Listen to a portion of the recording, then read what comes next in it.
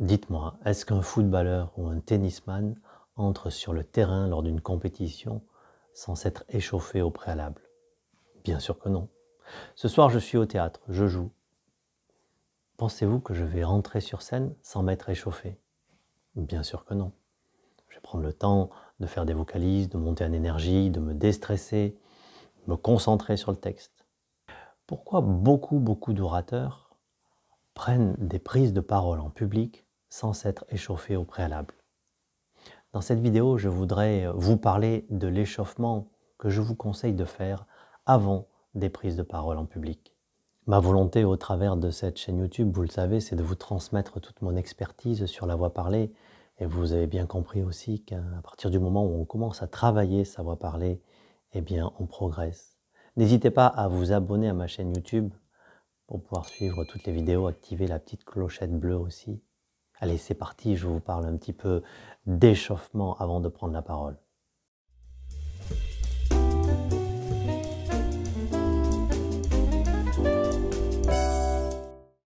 La première étape dans l'échauffement avant de prendre la parole, c'est de préparer le corps.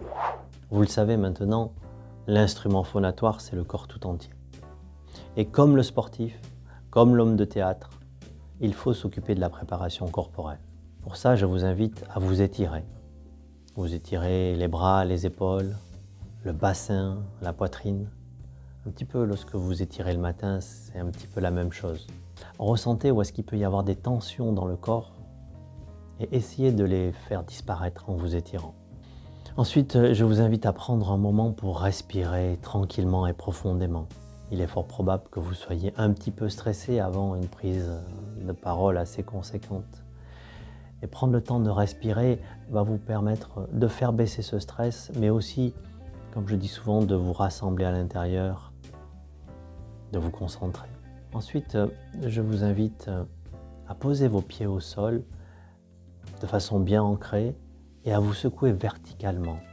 Ça vous permettra de faire monter le corps en énergie, ça vous permettra de masser le diaphragme et de détendre toute la partie haute du corps. Alors, naturellement, je vous conseille, petite astuce, je vous conseille de vous enfermer dans les toilettes parce que si on vous voit faire ça avant votre conférence, ça risque de mettre à mal votre image une fois que vous prendrez la parole. Ensuite, il y a tout un travail d'articulation qui est intéressant. Je ferai une vidéo spécifique là-dessus.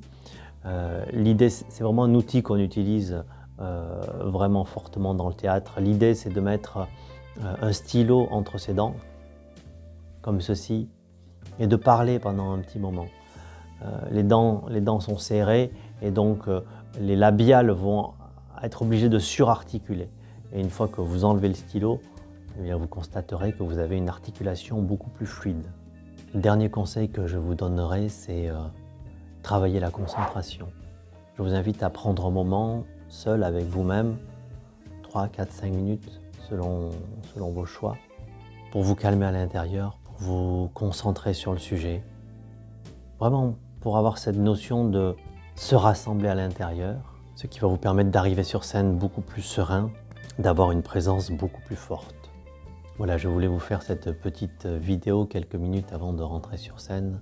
Bien sûr, je ferai des vidéos détaillées sur cette technique de détente, de montée en énergie, de travail de l'articulation.